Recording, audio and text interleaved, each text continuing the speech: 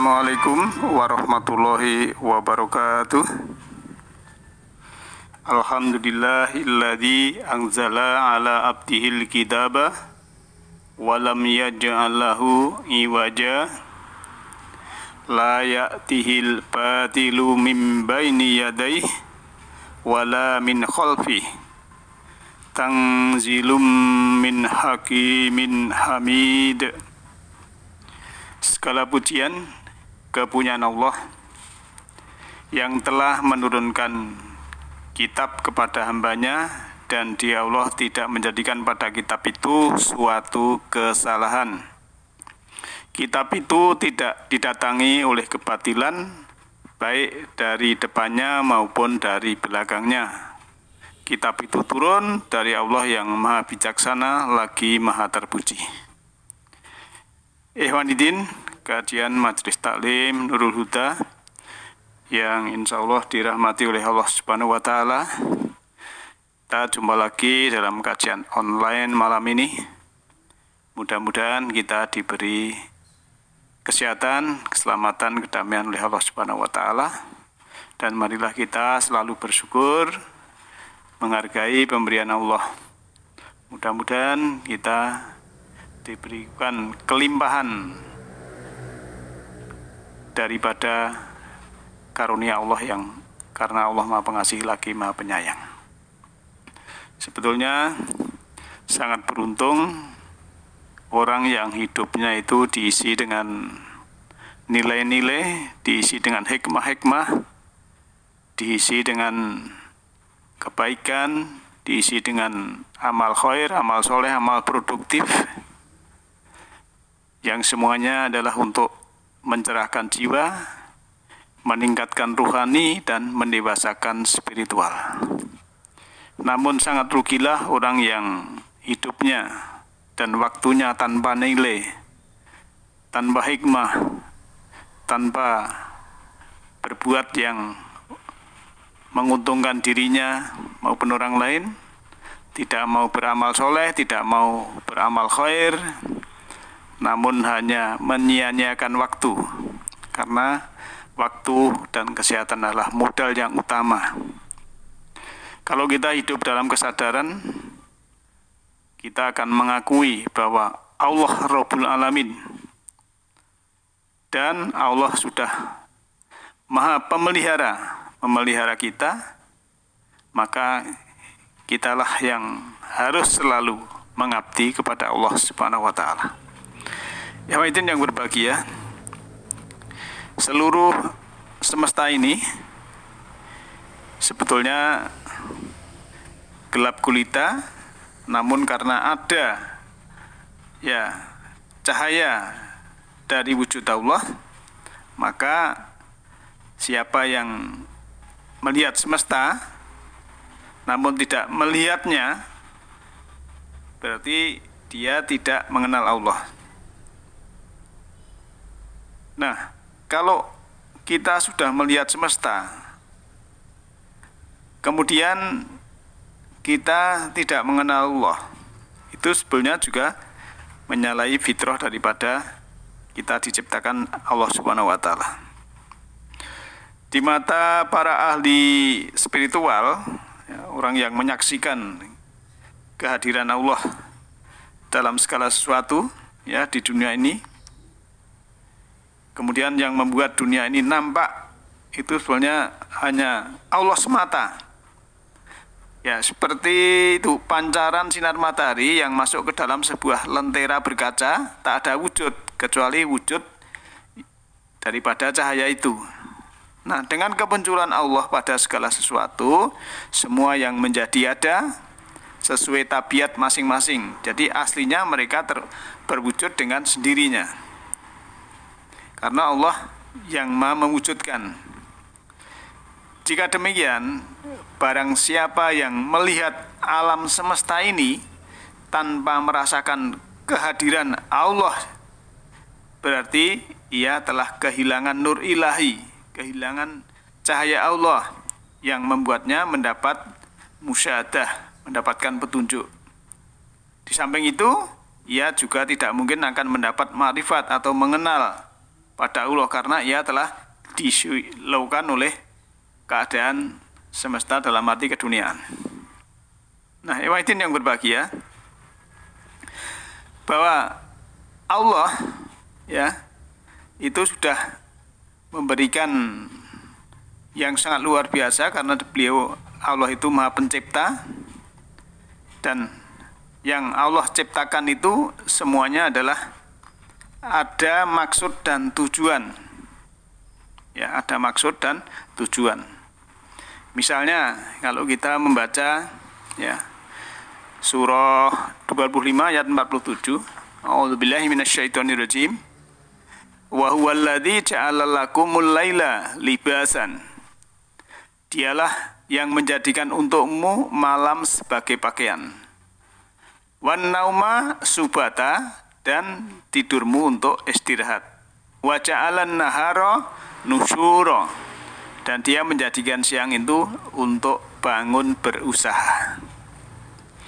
Riwayatin yang berbahagia, sekilas ayat ini hanya cerita tentang siang dan malam.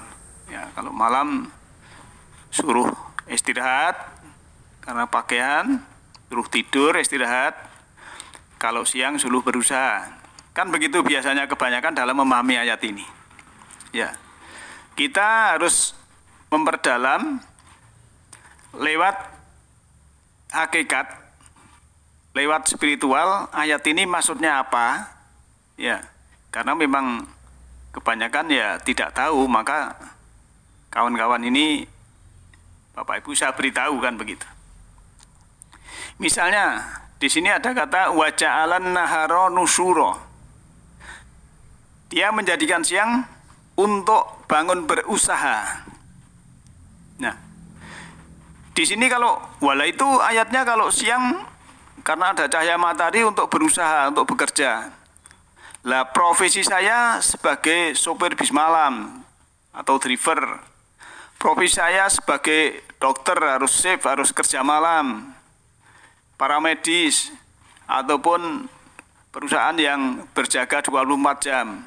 Apa ini menyalahi ayat ini? Ya. Maka perlu kita bedah ayat ini. Nah, menjadikan siang sebagai usaha itu punya maksud bahwa cahaya pada waktu siang itu kita harus memandangnya dengan mata kolbu, mata ruhani. Bahwa kita dalam bekerja, dalam berusaha, itu jiwa kita harus sudah terang. Ya, jiwa kita harus sudah bercahaya. Karena apa? Kalau kita dalam bekerja, dalam berusaha ini jiwa kita masih gelap, tidak seperti siang yang bercahaya itu, maka kita akan melakukan sesuatu yang bertentangan dengan aturan. Misalnya kerjanya siang tapi masih korupsi, kerjanya siang tapi masih mengurangi timbangan, mengurangi ukuran. Ya, kerjanya siang tapi masih sikut kanan kiri, ya, injak bawah, jilat atas. Ini tidak sesuai dengan apa yang Allah kehendaki. Maksudnya memang kita kerja siang itu jiwa kita, kolbu kita ya, meniti ke dalam diri kita ini sudah bercahaya, sudah terang benderang. Kita berusaha itu harus dengan rambu-rambu yang ada. Maka kalau ayat ini wala itu kalau malam untuk tidur, istirahat, kemudian siang untuk bekerja. Lah, kerjaan saya ini jam 2 malam sudah menyiapkan makanan, misalnya kuliner pada pagi hari sudah siap. Maka sebetulnya kalau kita bisa memahami secara spiritual dalam kita bekerja ini, ya harus mengikuti petunjuk Allah dalam arti kita jangan sampai dalam kegelapan. Kegelapan identik dengan dosa, dengan pelanggaran. Dalam bekerja kita harus yang bersih, perkataan bersih, pekerjaan bersih, sehingga mendapatkan berkah dari Allah Subhanahu wa Ta'ala. Nah, yang berbahagia, maka Allah menjadikan untuk kita ini malam sebagai libas pakaian, dan tidur kita sebagai istirahat, menidurkan jiwa. Kalau pikiran sudah istirahat, ya, walaupun kita tidak tidur, tapi dalam arti mengistirahatkan pikiran, ya, tidak tersentuh oleh hinaan, tidak tersentuh oleh pujian, hanya pasrah total kepada Allah Subhanahu wa taala, disinilah kita sudah beristirahat. Nah, itu yang berbahagia. Coba kita melihat lagi surah 30 ayat 23. Wa min ayatihi manamukum billaili wan nahari wabtigaukum min fadlih. Dan di antara tanda-tanda kekuasaannya ialah tidurmu di waktu malam dan siang hari dan usahamu mencari sebagian dari karunia-Nya. Inna fi dzalika laayatil liqaumi yasmaun. Sungguhnya yang pada demikian itu adalah benar-benar terdapat tanda-tanda bagi kaum yang mendengarkan. Nah, di sini tanda, ya, atau ayat bahwa tidur kita itu waktu malam. Kemudian siangnya untuk mencari karunia Allah. Nah, kembali kepada keterangan tadi bahwa dalam kita mencari ya, mencari min fadilah dari fadilah Allah, anugerah atau karunia dari Allah itu harus keadaan terang benderang, kolbu yang bercahaya, meniti dalam diri sehingga diri ini waktu mencari fadilah Allah itu dalam keadaan terang benderang walaupun kondisinya waktu malam, kan begitu. Kalaupun kita waktu malam itu tidak belum sempat untuk tidur, ya, karena sesuatu hal, yaitu tidak mengapa, karena Allah sebenarnya fungsinya daripada mencari fadilah karunia di waktu siang itu adalah dalam arti kita memandang dari mata kolbu, mata ruhani, supaya kita dalam berusaha mencari fadilah Allah itu selalu dalam keadaan bercahaya, dalam keadaan terang benderang jiwa kita, kolbu kita, ya, tidak melakukan pelanggaran, tidak korupsi, tidak mencuri, ya, tidak ngapusi dan lain sebagainya.